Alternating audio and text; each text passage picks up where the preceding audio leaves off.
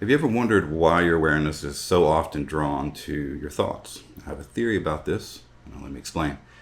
Now, years ago, when I was a young counselor, my very first office I ever had, we had two big windows in the room. Now, I was super connected with a client, as connected as one could be. And the client was crying. I was in my feelings about what they were saying.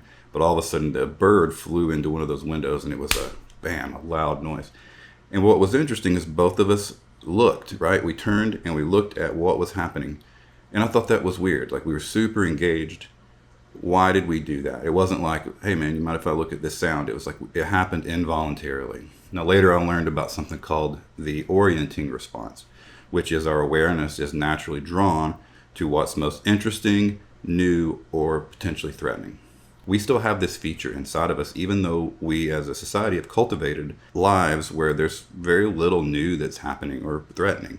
But our awareness is still scanning for those things. So what happens is our awareness gets drawn to the thoughts, because our thoughts are where we find the most activity, right? The most novelty, or oftentimes what seems to be most threatening. Even though what's happening around us is calm, stable most of the time, usually pretty mundane.